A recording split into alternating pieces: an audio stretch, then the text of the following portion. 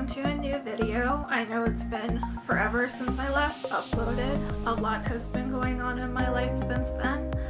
I've officially graduated law school, I've taken the bar, and I've had a few new health issues pop up.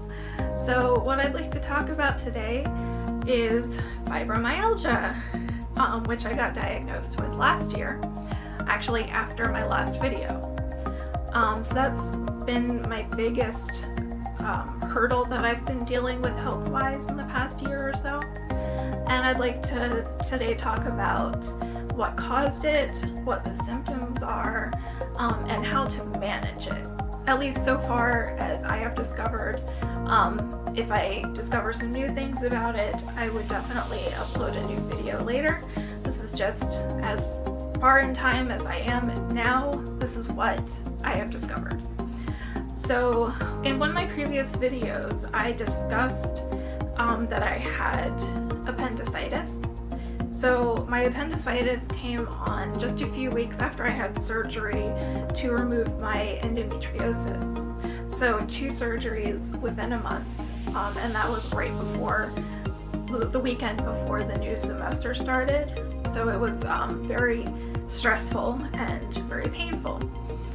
Unfortunately, the week after I had my appendicitis surgery, I had been feeling worse and worse and worse, and it was the same type of surgery. It was a laparoscopy, if I'm saying that right, I'm not sure, where they just do small incisions and it's in the same area. So I had known from my previous surgery that that wasn't normal. So I went back to the hospital that did my appendicitis surgery and followed up and said, hey, I've got some pain that I shouldn't be having and some other symptoms as well. And they just did a quick urine test and said, oh, you're fine, go home. So I figured, okay. It was the same doctor that did my surgery that saw me when I went back to the ER. I had, of course, called my doctors and they said go back to the ER if you're having surgery complications, which it sounded like I had. So I did what they told me. They sent me right back home. Of course, going back into my house right after coming out of the ER, it had snowed and there was ice on the sidewalk and I fell. Less than a week after having a surgery, less than a month after my previous surgery, I felt like right on my hip, and of course that exacerbated the pain. But through all that, it turned out later when I was still having the same symptoms, they were still getting worse. I ended up just going for a checkup at my university health center, and they did a different test and found that I had a bacterial infection from the surgery. They told me at the time, I'm not sure how accurate this is, that the type of infection it was a bacteria called Klebsiella pneumoniae. They said it was probably from improperly cleaned surgical tools at the hospital, which is great to hear. You know, really enforces your faith in the people who did your surgery. So because they found out what it actually was, they gave me a proper treatment, whereas the hospital was just like, maybe you have some kind of infection, general infection, so they gave me a general antibiotic without figuring out what bacteria it was, so of course it didn't help because it was the wrong antibiotic. So thanks to my university, I got on the right antibiotic and eventually the infection cleared up. Now, I ended up healing pretty well, but maybe a month or so later I started having pain in my neck and shoulders and upper spine that just wouldn't go away, and it was painful to turn my head, and I ended up getting a couple migraines, which I used to get before I got my endometriosis surgery, but for a while after I had that surgery it seemed to clear up, and I found out that migraines can be related to endometriosis, so that made sense. But I was having all this pain that just wouldn't go away no matter what I did I dealt with it for maybe 6 or 8 weeks before I ended up going to the doctor, and they recommended that I go to a rheumatologist after doing an x-ray, which showed that I had a little bit of degenerative wear in my spine, but it shouldn't be causing that kind of pain. So they sent me to a rheumatologist. They figured it was something to do with that area.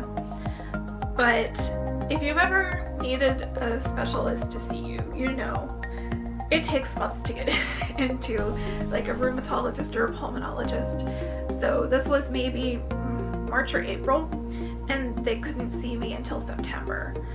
And the pain was getting worse and worse and worse, and eventually I started having these attacks where suddenly I would get severe pain and I couldn't move, and I was just in bed like seizing up from the pain everywhere in my body. My skin was so sensitive that just fabric touching it felt like it was burning. And you know, I've dealt with some serious pain in my life from my multiple surgeries, endometriosis, improper insertion of an IUD with endometriosis. That was the worst pain I've ever had, worse than appendicitis and everything else. I've never cried from pain before, but this pain that I was feeling, I cried from. It was that bad. And it didn't seem like anything was causing the attacks. And aside from the intense attacks that lasted maybe a couple hours at a time, I still had this undercurrent of constant pain and ache and fatigue and, you know, feeling foggy. And so I dealt with that for the entire summer. And because of the shape I was in, normally in law school you're supposed to work during the summer and build up your background of legal work.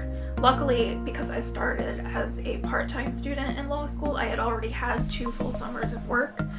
All I could do last summer was part-time work as a TA, and even that just felt like so much. And for someone who has been working since basically 14 and going to school full-time, I used to work almost basically 20 to 25 hours per week while taking 21 credits in college. The fact that I was struggling to work part-time with nothing else going on was insane to me. And I was just in bed all the time because I couldn't function. And so I finally got into the rheumatologist and told him about all of my symptoms. By this time, the pain, it was my entire spinal column and out to my shoulders and joints and just pretty much everywhere. And even just walking around the house was a struggle. So the rheumatologist, when I talked to him, said, if you looked in a textbook at your symptoms, you are the textbook definition of fibromyalgia. Which was great to hear, because I figured I finally got my asthma under control. I've taken care of the endometriosis, I'm home free, and now I've got this new thing. And I've talked to several doctors in the past year, and apparently fibromyalgia can be brought on by trauma such as surgery or infections. And I think because I had both of those surgeries so close together with, you know, the appendicitis, the acute illness, as well as the infection brought on by the surgery that I don't think should have happened. That doctors have told me that that kind of infection normally doesn't happen in the absence of malpractice. I don't know how true that is, but it's not like I'm going to sue over it because I am in North Carolina, and North Carolina is a very doctor-friendly jurisdiction, so I don't think it would be worth pursuing any kind of legal action just on the assumption that they probably, you know, gave me an infection which led to fibromyalgia, which is probably what happened. But it's so much work, so much uncertainty, and probably nothing would come of it, but still here I am, dealing with a huge life-altering illness, probably due to medical malpractice. So that kind of sucks. But over the past year, they've tried me out on several medications for it. The first one they tried was Cymbalta, which is actually a depression medication, but a lot of depression medications doctors have found over the years are effective in fighting fibromyalgia, and there is a large cognitive and emotional element of fibromyalgia. It can be exacerbated and brought on by depression and anxiety, which I do deal with as well. I've dealt with that far longer than anything else I've dealt with. Whether or not they're directly related, which, you know, fibromyalgia is physical, even if part of it is cognitive or, you know, based in brain activity. So anyway, if you get prescribed an antidepressant for fibromyalgia, nobody really knows what fibromyalgia is, but they found that it's effective. So don't think that they're just trying to say you're crazy and giving you an antidepressant because they think you're just depressed. Because although some doctors do still think that fibromyalgia isn't real, the ones that do believe that it's real and have done heavy research into it have still found that for whatever reason, even though they don't know why, antidepressants are effective against fibromyalgia. However, Cymbalta, the one they first prescribed to me, was not appropriate. It almost destroyed me mentally, to be perfectly honest. That was in the fall semester, and I just got so depressed and so dark and so foggy, and I did not even feel like myself, and I just felt like I was down in this deep dark hole, which is pretty much the opposite of what it was supposed to do, and it did nothing for the fibromyalgia pain. So after trying that out for maybe a couple months, I talked to the doctor and said, this is not working for me. So they tried me on amitriptyline, which is what I'm on now, which is also a depression medication originally, but apparently from what I've been told, they don't even use it very much for depression anymore. It's mostly for other secondary uses, including fibromyalgia. So that, once I started getting off Cymbalta and getting onto the amitriptyline, my mood and cognitive state evened out a lot more, and it ended up helping a lot with the fibromyalgia pain. It didn't necessarily get rid of it, but it kept it at a more manageable level, and I wasn't constantly foggy and just in another world, basically. So I'm really grateful for that. Excuse me. Talking a lot with my asthma and everything going on in here, it tends to affect my voice and things, so I apologize for that. And you can probably hear me getting a little raspier and just not as clear. That always happens. But as far as the amitriptyline, it worked for me.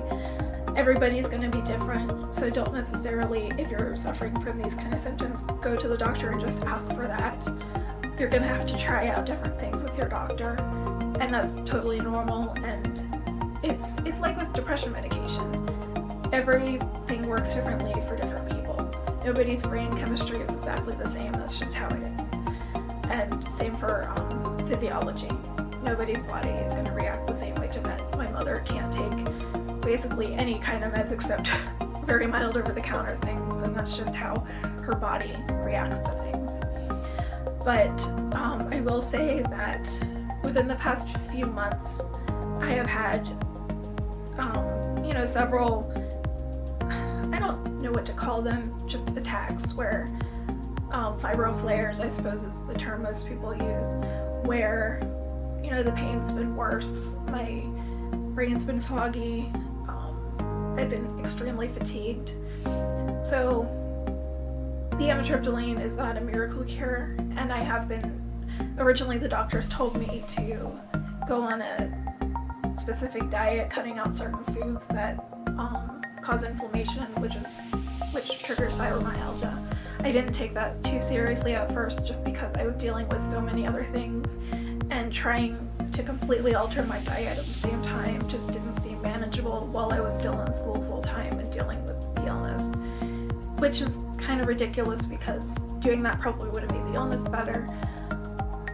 I'm stubborn. Sometimes I just, if it's not going to guarantee that I'm better, and if it's not something the doctor is telling me you have to do this, sometimes I just won't do it. And that's bad, and I've gotten better at that. But the past few months, when I've been having more flares coming up with graduation and studying for the bar exam, I've been a lot more stressed, and that can cause flares too. So I've been trying out dietary changes, and they actually have helped. It's not a miracle cure. I still had a flare this week. Yesterday I went to the pool, which is 20 feet from my back door, and walking back from the pool, I had to sit down for 10 minutes before I did anything else because I was just worn out from that. So again, I've just been dealing with so much, which is why I haven't been making videos, just sometimes doing anything at all.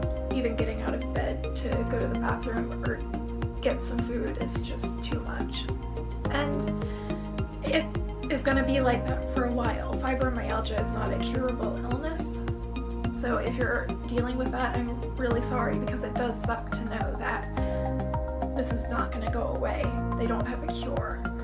And it's just a lifelong chronic illness like diabetes or asthma. But know that with treatment it can get better. And specifically going back to the dietary thing, what I've been told, and I've done a lot of research. My mother's done more research because she's retired and bored and constantly worries about me. But I've cut out white flour, processed sugar. All I use is raw honey for sweetener, period, which is great because I love honey. I love bees. It's honestly pretty great, except for the fact that you can't eat a lot of prepared foods that have a lot of preservatives or added sugar. I love ice cream, and I can't have ice cream. So I know there are some ice creams that are made without sugar or artificial sweetener. I haven't tried any of those yet. They're pretty expensive, and I'm just trying to get to where I am comfortable with just eliminating basic things from my diet before I try, fancy new things. Aside from that, green peppers apparently have some kind of chemical in them that when they get to the red pepper stage, if you don't know it's the same plant, it's just red peppers, or when they're ripened further than green peppers. But when they become red peppers, that chemical composition changes, which of course it does because they taste different if you've ever eaten bell peppers. I love bell peppers. So cutting out green peppers is a really big thing for me. A lot of guides online that I saw recommended that you cut out tomatoes, but because of everything I've tried out, I found that tomatoes don't bother me, which is great. I could not live without tomatoes. Tomato sauce, raw tomatoes, tomatoes in salad, everything. I love tomatoes. I always have. When I was little, I would beg for anything red that I saw because I thought I was a tomato, which is weird for a child. But thankfully I can still eat tomatoes. Alcohol, people are split. Some say a little bit of alcohol can help. Others say it hurts. I think it's just different for different people. I didn't drink alcohol at all for a couple months, basically when I was prepping for the bar. And I tried it. I tried just drinking some wine that my cousin got me for my birthday because I do love wine. But I think that's honestly what caused my last flare, which is just because something can cause a flare doesn't mean you can't have it. Just know that it's likely that if you eat it or drink it, you're going to be in pain, and that's how it is. So I'm going to try my very best to, and there's other dietary restrictions and recommendations. They're pretty easy to Google, and again, if you are dealing with this and you're going to try it, you're going to find that not everything is going to hurt you or help you, because again, everybody's different, but the online resources that I found are useful on how to at least start trying to change up your diet so it's not actively causing inflammation. So that's pretty much where I am currently right now. So fibromyalgia, not cured. I think I'm getting to a point where it's better managed, but it's still not the best thing in the world to deal with, because because when I get flares and I have so much trouble getting around, I actually ordered a cane, which is a big deal for me. I was trying so hard not to end up going for any mobility aids just because I felt like it was, you know, too over dramatic. I'm just making a big deal out of what's just pain. I can still walk. But after reading up a lot about what other people have gone through, I realized if it's something that can help you, just do it. And if someone has something to say about it, it doesn't matter. You don't know them most of the time, and if you do, you'll feel well enough about it probably to tell them to just shut it. So if you're dealing with this, I am very sorry, but know that it does get better even if it doesn't stop. And if you have any questions about it, please feel free to comment. I'm really bad at answering comments, so I'm sorry about that.